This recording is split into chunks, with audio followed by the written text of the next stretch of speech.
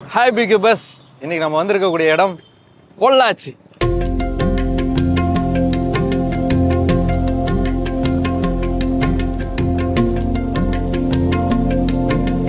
தமிழ்நாட்டுடைய மேன்செஸ்டர் அப்படின்னா அதுக்கு கோயம்புத்தூர் தான் சொல்லுவாங்க. ஏன்னா கோயம்புத்தூர், ஈரோடு, அப்புறம் திருப்பூர், இது எல்லாத்துலேயும் வந்து நிறைய டெக்ஸ்டைல் இண்டஸ்ட்ரீஸ்லாம் இருக்குது. அது மூலமாக ஏகப்பட்ட எக்கானமி அப்படிங்கிறது தமிழ்நாடு ஸ்டேட்டுக்கு கிடைக்குது. ஆனால் கோயம்புத்தூருடைய மேன்செஸ்டராக எது இருந்துருச்சு அப்படின்னு பார்த்தோம்னா அது இந்த பொள்ளாச்சி தான். ஒரு காலத்தில் பொள்ளாச்சியை மட்டுமே வச்சு மிகப்பெரிய அளவுக்கான அரசியல் அப்படிங்கிறது நடந்துச்சு. பொள்ளாச்சி எப்படியாவது கைப்பற்றணும், அதில் தான் நிறைய லாபம் இருக்குது, பொள்ளாச்சி இடம் நமக்கு தான் வேணும் அப்படின்னு மன்னர்கள்லாம் சண்டை போட்டிருக்காங்க இந்த நிலப்பரப்புக்காக. அப்படி என்ன மாதிரியான சண்டை நடந்துச்சு, பொள்ளாச்சியோட ஹிஸ்ட்ரி தான் என்ன, இந்த நிலத்தில் என்ன மாதிரியான சிறப்புகள்லாம் இருக்குது அப்படிங்கிறத இன்னைக்கு பொள்ளாச்சியுடைய வரலாறுல பார்த்துடலாம். Welcome to Big Bang Bogan. நான் உங்கள் போகன். இன்னைக்கு நாம் அலசி ஆராய போகிறது பொள்ளாச்சியுடைய வரலாறு. வாங்க.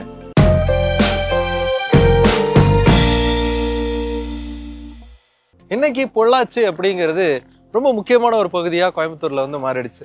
நிறைய சுற்றுலா பயணிகள் வந்து அதிகமாக இங்கே வந்து படையெடுத்துக்கிட்டே இருக்காங்க. வண்டிகளை பார்த்தீங்கன்னாலே தெரியும், போய்கிட்டு வந்துக்கிட்டு இருக்கு.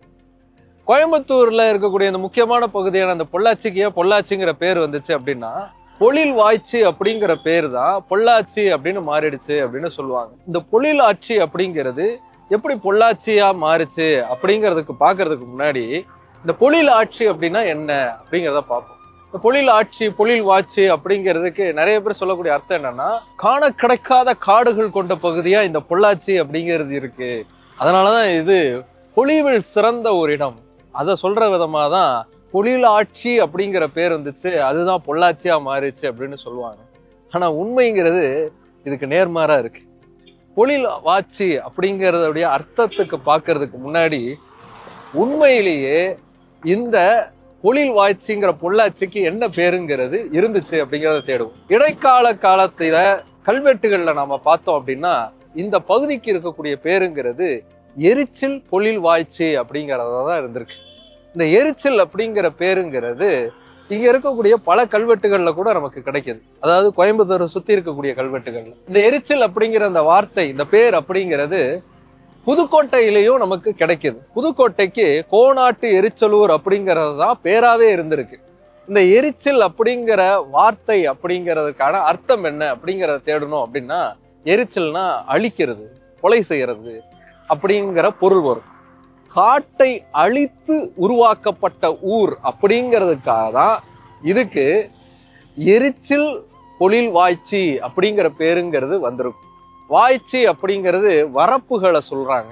இந்த விவசாயம் சார்ந்து இருக்கக்கூடிய வரப்புகள்லாம் இருக்கு இல்லையா, இந்த வரப்புகளுக்கு இருக்கக்கூடிய இன்னொரு பேருங்கிறது வாய்ச்சிங்கிறது இருந்திருக்கு. எரிச்சில் பொழில் வாய்ச்சி அப்படின்னா காட்டை அழித்து உருவாக்கப்பட்ட வரப்புகள் கொண்ட ஊர் இது அப்படிங்கறதுதான் பொருளாவே இருந்திருக்கு. இதை தெளிவா புரிஞ்சுக்கணும் அப்படின்னா, சிறக்கெரிச்சல் அப்படிங்கிற ஊருடைய பேரை நம்ம பார்க்கலாம். சிறை அப்படின்னா கொங்கு பகுதியில, கோவை பக்கத்துல இருக்கக்கூடிய பகுதியில காடுக்கு இருக்கக்கூடிய பேருங்கிறது சிறை. சிறைக்கெரிச்சில் அப்படின்னா சிறையை எரிச்ச ஊர், சிறையை எரிச்சு காட்டை அழிச்சு உருவாக்கப்பட்ட ஊர் இது அப்படிங்கிறதாலதான் அதுக்கு சிறக்கெரிச்சில் அப்படிங்கிற பேருங்கிறதே வந்திருக்கு. அப்படிதான் இந்த பொழில் வாய்ச்சி அப்படிங்கிறதுக்கும் பேருங்கிறது வந்திருக்கு. அழகான காடுகள் கொண்ட பகுதியா இல்லை, காட்டை அழித்து தோப்புகள் உருவாக்கப்பட்ட பகுதியா இது மாறி இருக்கு. அதனாலதான் இதுக்கு பொள்ளாச்சிங்கிற பேர். தோப்புன்ன ஒண்ணு ஞாபகம் வருது. பொள்ளாச்சிக்கு அடையாளமே தென்னை மரங்கள் தான். நீங்க பாருங்க, என் பின்னாடி எவ்வளவு தென்னை மரம் அப்படின்னா, எங்க திரும்பினாலும் தென்னை மரம் தென்னை மரம் தென்னை மரமா தான் இருக்கு. தென்னை பொள்ளாச்சியின் அடையாளமா மாறிடுச்சு. ஒரு நாளைக்கு குறைஞ்சது 1,00,000க்கும் மேலான தென்னை மரத்துடைய தேங்காய்கள், இளநீர்கள் அப்படிங்கிறது பல நாடுகளுக்கு இங்க இருந்து ஏற்றுமதி செய்யப்படும். நான் ரொம்ப குறைவா சொல்றேன், ஒரு நாளைக்கு 1,00,000ங்கிறது மினிமமா வச்சுக்கோங்க. அந்த அளவுக்கு இங்க தென்னை மரங்கள் மூலமா நமக்கு இளநீர்களும் தேங்காய்களும் கிடைச்சிக்கிட்டே இருக்கு. இன்ஃபேக்ட் சொல்ல போனா இங்கதான் தென்னை மரங்களுக்கான ஆராய்ச்சி நிலையம் அப்படிங்கிறது கூட அரசால அமைக்கப்பட்டிருக்கு. அந்த அளவுக்கு இளநீர் மையமா வச்சு மட்டுமே பொள்ளாச்சியுடைய எக்கனாமிங்கிறது அந்த அளவுக்கு பெருசா இருக்கு. சரி, இந்த பொழில் ஆட்சி இல்லைன்னா பொழில் வாட்சி அப்படிங்கிறது தான் பொள்ளாச்சியா மாறுச்சு அப்படிங்கிற தரவை தாண்டி இந்த பொள்ளாச்சி பத்தின வரலாறுங்கிறது எங்க இருந்து நமக்கு ஆரம்பிக்குது? பொள்ளாச்சியுடைய வரலாறுங்கிறது ரொம்ப தொன்று தொட்டு காலத்திலேருந்து நமக்கு ஆரம்பிக்குது. பொள்ளாச்சி பற்றின குறிப்புகள் அப்படிங்கிறது நமக்கு சங்க காலத்தில் இருந்தே கிடைக்கிறதுக்கான வாய்ப்புகள் இருக்குது அப்படிங்கிற மாதிரி தான் ஒரு சில சங்க பாடல்கள் நமக்கு காட்டுது. சங்க பாடல்கள் நிறைய அரசர்கள் பற்றின குறிப்புகளை தருது. அதில் முக்கியமான ஒரு அரசர் நன்னன். கடையேழு வள்ளல்களில் ஒருத்தராக இந்த நன்னன் வந்து கருதப்படுறார். ஆனால் இந்த நன்னன் ஒரே ஒரு அரசரா அப்படின்னு பார்த்தோம்னா இல்லை. நன்னன்கிற பேரில் நிறைய அரசர்கள் பல இடங்களில் வந்து ஆட்சி செஞ்சுருக்காங்க. இப்படி பல அரசர்களாக இருக்கக்கூடிய இந்த நன்னன் அரசர்கள் வந்து ஒரே பரம்பரையை சார்ந்தவங்களாக இருந்திருக்க வாய்ப்பு இருக்குது அப்படின்னு சொல்லலாம். இதில் முதல்ல இருந்த நன்னன் அரசருங்கிறவர் ரொம்ப புகழ்பெற்றவராக இருந்திருக்காரு. அவர் தான் வந்து கடையேழு வள்ளல்களில் ஒருத்தராக கருதப்பட்டிருக்காரு. பல அரசர்கள், அதாவது சேர சோழ பாண்டிய அரசர்கள் வந்து அவருக்கு பயங்கரமான மரியாதையை வந்து தந்திருக்காங்க. இந்த நன்னன் வம்சாவளியினரில் இருக்கக்கூடிய நன்னன் அரசர்களுடைய பேர்கள்லாம் எப்படி இருக்குன்னா, நன்னன் வேண்மான், நன்னன் ஆய், நன்னன் சேய், நன்னன் ஏற்றைன்னு சான்றோர்களால் இவங்க குறிப்பிடப்படுறாங்க. இதில் நன்னன் ஆய் வந்து பிரம்பு ஊரை வந்து தலைமையகமாக கொண்டு ஆட்சி செஞ்சுருக்கான். திருவண்ணாமலையோட மேற்கில் உள்ள செங்கைங்கிற நகரை வந்து தலைநகரமாக கொண்டு நன்னன் சேங்கிற நன்னன் மன்னன் வந்து ஆட்சி செஞ்சுருக்காரு. இப்படி வரிசையாக சொல்லப்படக்கூடிய இந்த நன்னன் அரசர்களில் நன்னன் ஏற்றைன்னு ஒருத்தர் இருக்கார்ல, அந்த அரசர் தான் பொள்ளாச்சிக்கு சம்பந்தப்பட்ட நன்னன் அரசர். அவருக்கும் பொள்ளாச்சிக்கும் என்ன சம்பந்தம் அப்படின்னா, நாம் அதுக்கு ஆனமலையில் இருக்கக்கூடிய மாசாணி அம்மன் கோயிலுக்கு போகணும். அங்கே என்ன இருக்குன்னு கேட்குறீங்களா? அங்கே போயிட்டே பேசுவோம் வாங்க.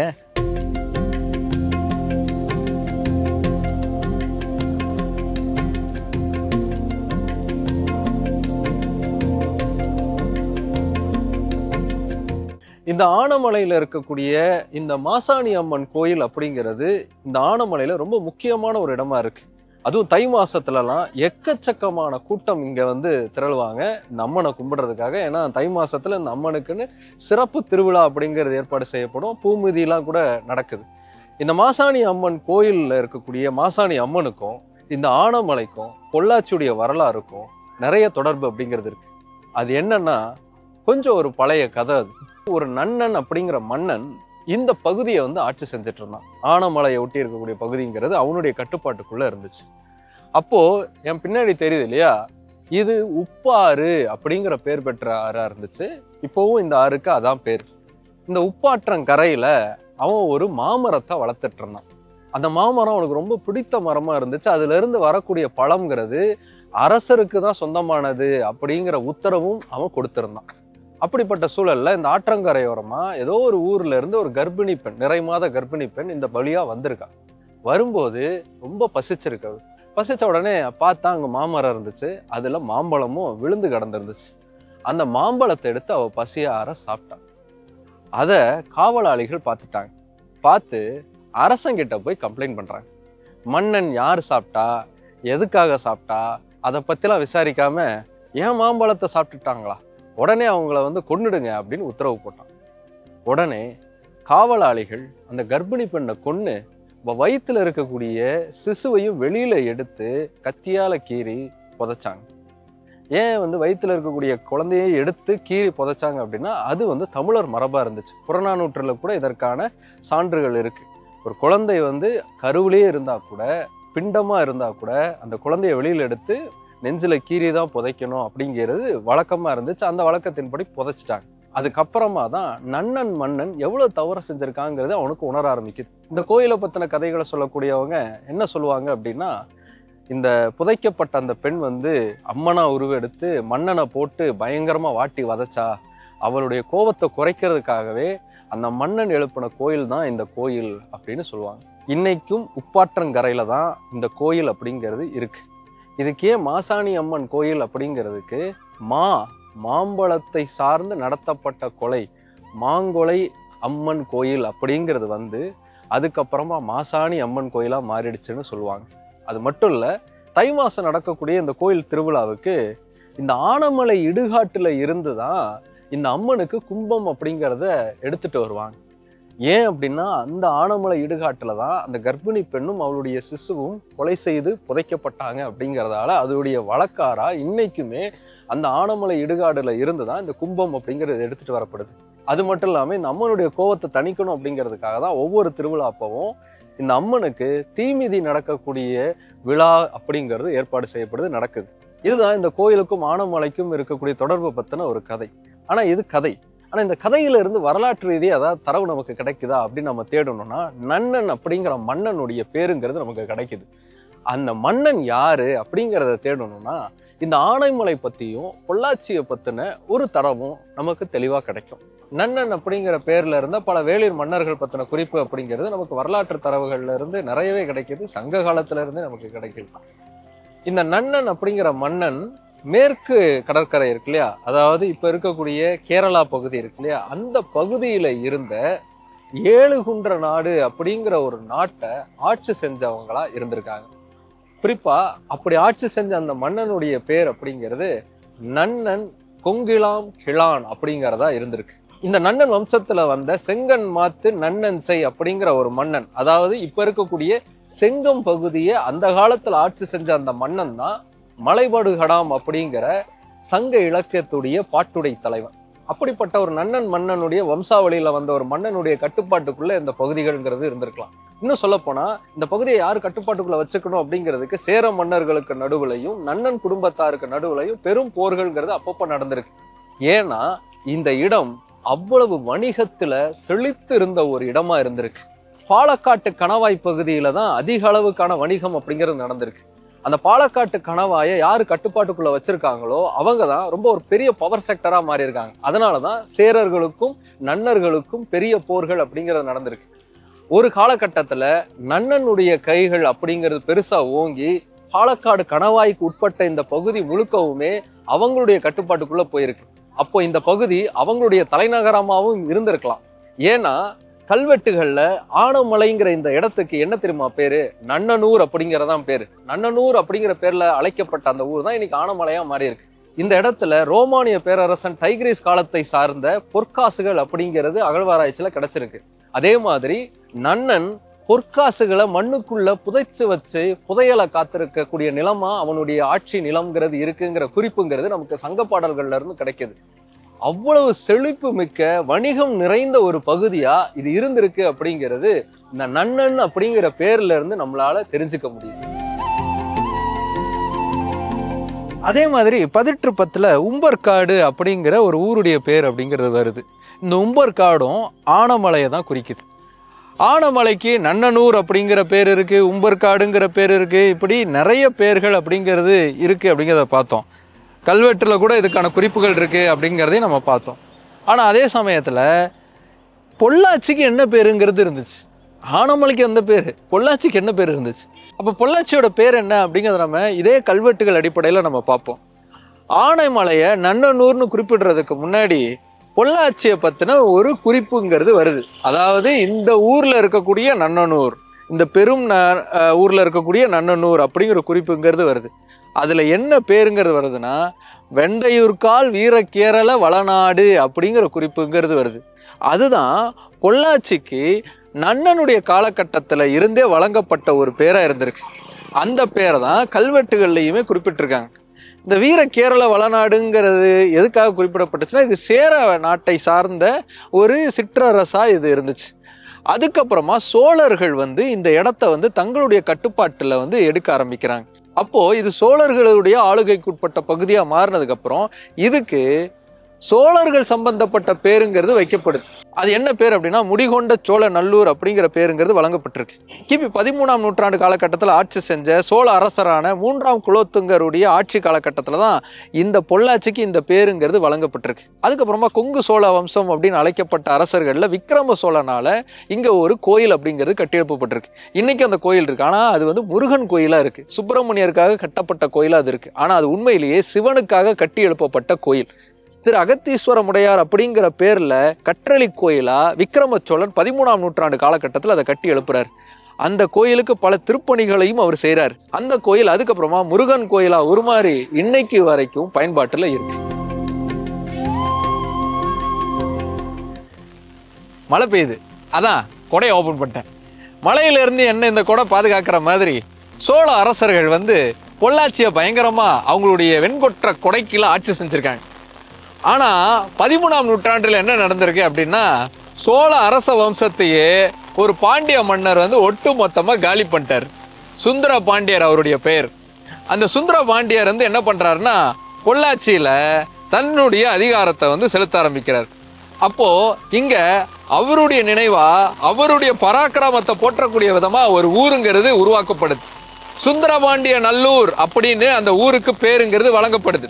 அந்த சுந்தரபாண்டிய நல்லூர் தான் காலப்போக்கில் பேர் மருவி சூலூர் அப்படின்னு மாறிடுச்சு.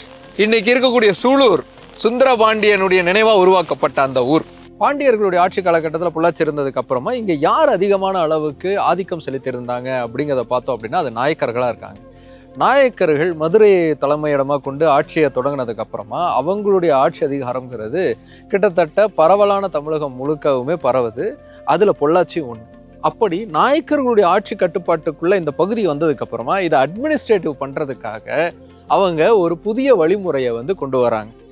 மதுரைக்கு பக்கத்துல அவங்களுடைய அட்மினிஸ்ட்ரேட்டிவ்ங்கிறது எப்படி இருந்துச்சோ அதை பேஸ் பண்ணியே இங்கேயும் அட்மினிஸ்ட்ரேஷனை உருவாக்குறாங்க. அந்த அட்மினிஸ்ட்ரேஷன் என்ன அப்படிங்கிறத ஒரு கல்லறைக்கு போய் நம்ம பார்க்க ஆரம்பிப்போம்.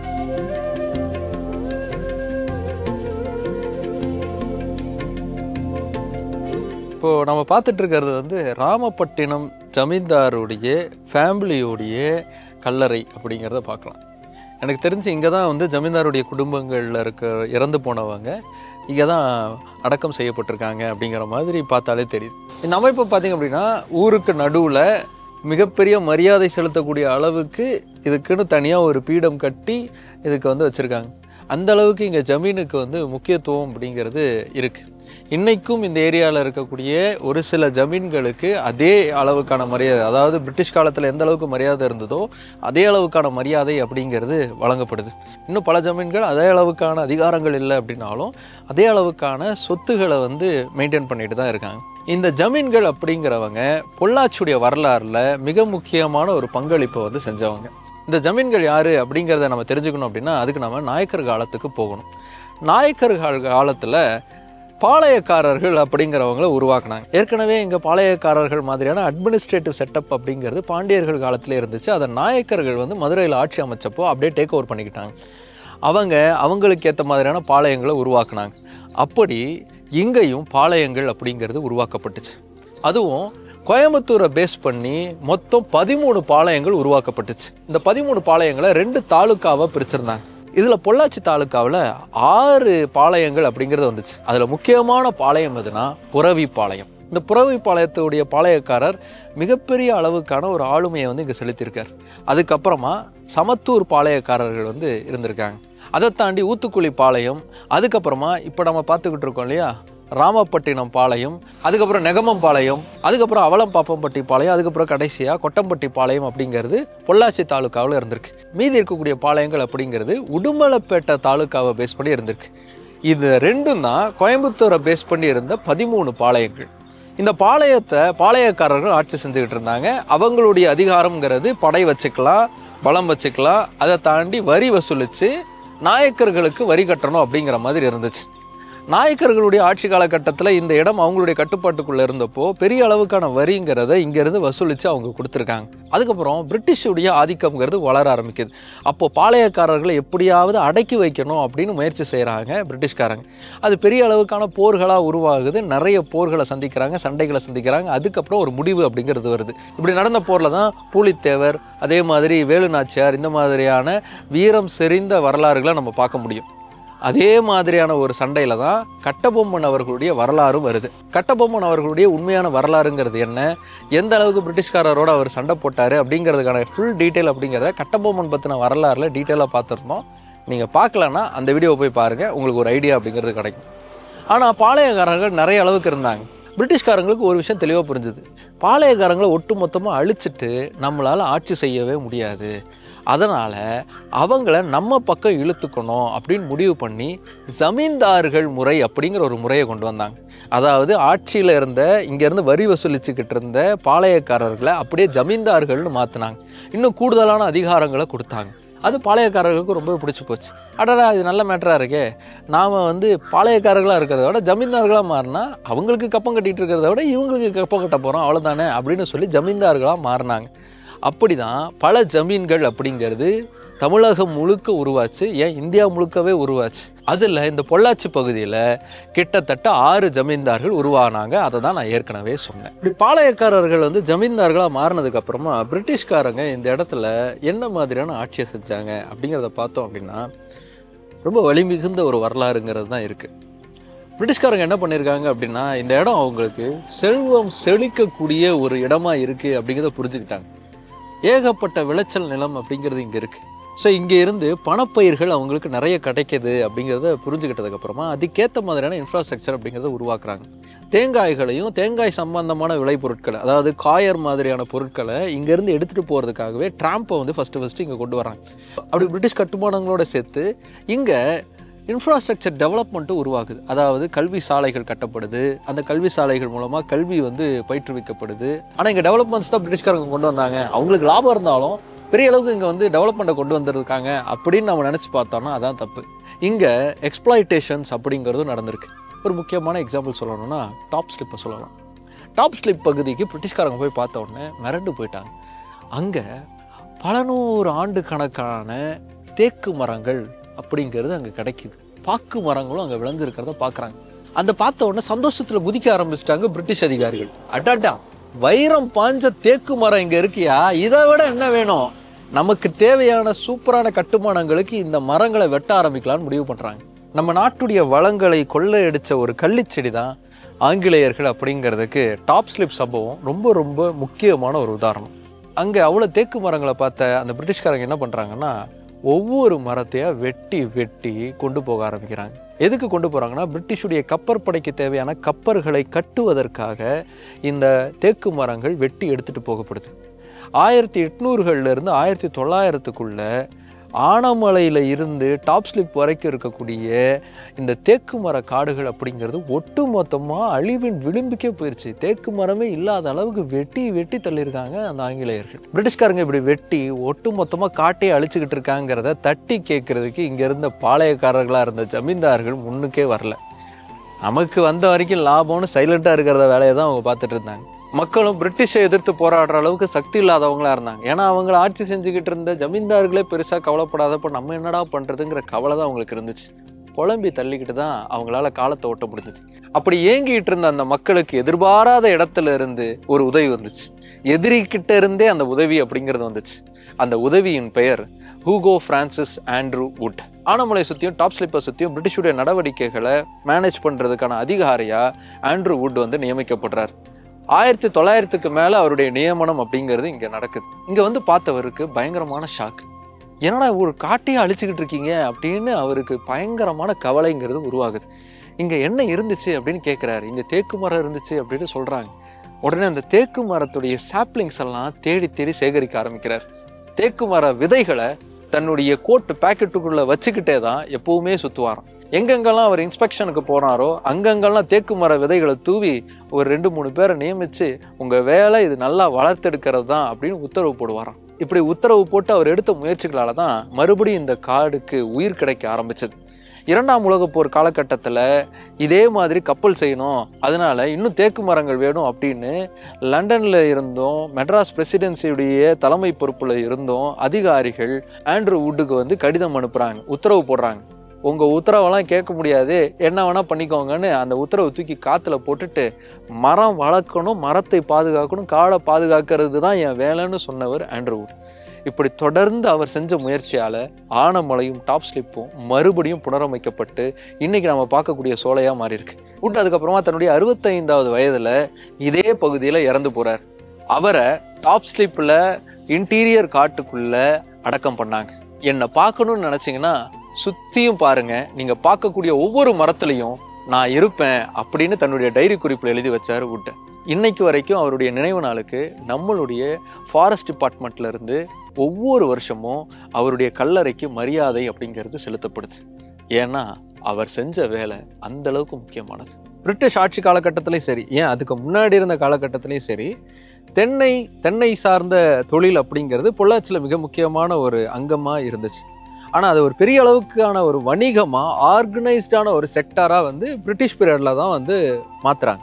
ஏன்னா அதுக்கேற்ற இன்ஃப்ராஸ்ட்ரக்சர் எல்லாமே பிரிட்டிஷ் பீரியடில் தான் இங்கே அதிகமாக உருவாக்கப்பட்டுச்சு.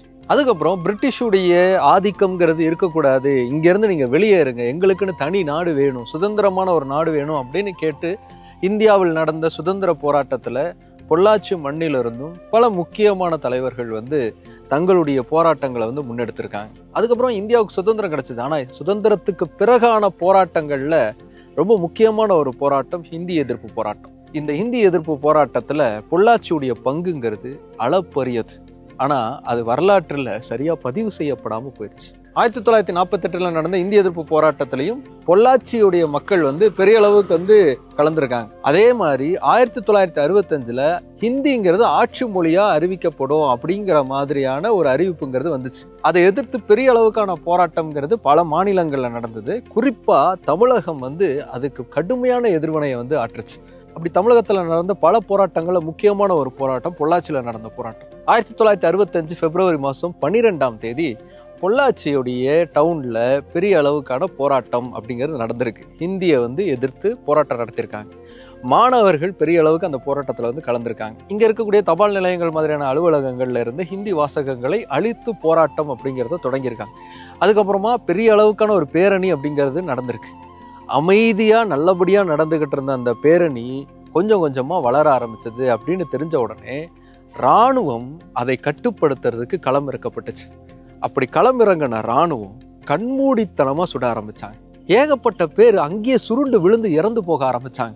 இராணுவத்தை தடுக்கிறதுக்கு மக்கள் நெருப்பை கையில் எடுத்தாங்க. அவங்களுடைய உடைமைகளை எல்லாம் நடு ரோட்ல போட்டு கொளுத்தி இராணுவத்துடைய வேகத்தை கட்டுப்படுத்துறதுக்கு முயற்சி பண்ணியிருக்காங்க. கடைகள்ல இருந்த பதாகைகள், பேனர்ஸ் எல்லாத்தையும் கிழிச்சு ரோட்ல தூக்கி வீசி அதை நெருப்புல கொளுத்தி அது மூலமாவும் இராணுவத்தை தடுத்திருக்காங்க. ஆனா எவ்வளவு தடுத்தோம், இராணுவத்துடைய துப்பாக்கி சூட்டுல இருந்து பல மக்களை அவங்களால காப்பாற்ற முடியல. இந்த போஸ்ட் ஆபீஸ்ல இருந்த ஹிந்தி வாசகத்தை அழிக்கிறதுக்கான போராட்டம் நடந்துச்சுன்னு நான் சொன்னேன் இல்லையா, அந்த வாசகத்தை அழிக்கிறதுக்காக அந்த பதாகை மேல ஏறின ஒரு மாணவரை பாயிண்ட் பிளாங்க்ல சுட்டு கொண்டு இருக்காங்க. ஆனா எவ்வளவு பேர் இருந்தாங்க, அவங்களுடைய குடும்பங்களுக்கு என்னாச்சுங்கிற எந்த ஒரு விவரமுமே அபிஷியலா பதிவு செய்யப்படவே இல்லை. ஒவ்வொரு வருஷமும் ஹிந்தி எதிர்ப்பு போராட்டத்துக்காக கலந்துகிட்டு தாய் தமிழுக்காக உயிர் நீத்தவர்களுக்கான நினைவஞ்சலி அப்படிங்கிறது இந்த பொள்ளாச்சி மண்ணில் நடத்தப்படுது. ஆனா அது பொதுவான ஒரு இடத்துல ஒன்னா சேர்ந்து அவங்களுக்கான மரியாதைங்கிறத செலுத்தப்படுது. இந்த இறந்து போன மக்களுக்கான ஒரு நினைவு சின்னம் கூட இங்க கட்டி எழுப்பப்படலை.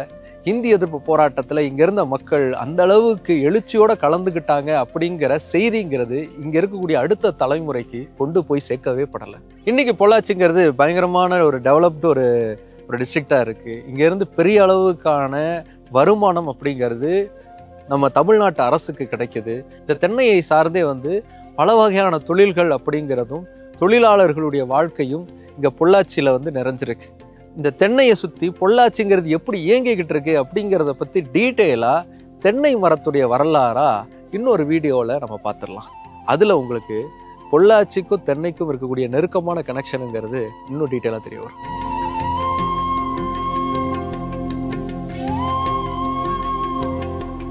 இப்படி இவ்வளவு பெருமைகளும் சிறப்புகளும் இந்த பொள்ளாச்சி மண்ணுக்கு இருக்கு. அதனால தான் கோயம்புத்தூர்ல ஒரு தனி சிறப்பு கொண்ட ஒரு பகுதியா இந்த பொள்ளாச்சிங்கிறது இன்னைக்கும் பார்க்கப்படுது. நம்ம சாதாரணமாக கடந்து போகக்கூடிய ஒரு ஊர்களுக்கு பின்னாடி இருக்கக்கூடிய வரலாறுங்கிறது எவ்வளோ பெருசாக இருக்குது, அதோடைய பெருமைகள்ங்கிறது எவ்வளோ பெருசாக இருக்குல்ல. இந்த பொள்ளாச்சி இவ்வளோ சிறப்புகள் கொண்டதாக இருக்கு இல்லையா, இதை தனி மாவட்டமாக பிரிக்கணும் அப்படிங்கிற கோரிக்கைங்கிறது இப்போ அதிகமாக ஆரம்பிச்சிருக்கு சமீப காலங்களில். ஆனால் ஒரு சில பேர், குறிப்பாக பொள்ளாச்சியில் இருக்கக்கூடிய ஒரு சில பேரை வந்து இல்லை அப்படி தனி மாவட்டமாலாம் பிரிக்க வேணாம், கோயம்புத்தூரோடவே சேர்ந்துருக்கட்டும் அப்படிங்கிற கோரிக்கையை வந்து சொல்லியிருக்காங்க. முன்னாடி தனி மாவட்டமாக பிரிக்கணுங்கிற அந்த கோரிக்கைக்கு வந்து எதிர்ப்பு தெரிவிச்சிருக்காங்க. நீங்க என்ன நினைக்கிறீங்க? தனி மாவட்டமா பொள்ளாச்சி பிரிக்கப்படணுமா வேணாமா? உங்களுடைய கருத்தை வந்து கீழே கமெண்ட் பண்ணுங்க, டிஸ்கஸ் பண்ணலாம். அடுத்து இன்னொரு இன்ட்ரெஸ்டிங்கான ஒரு ஊர்ல உங்களை சந்திக்கிறேன். Okay, by.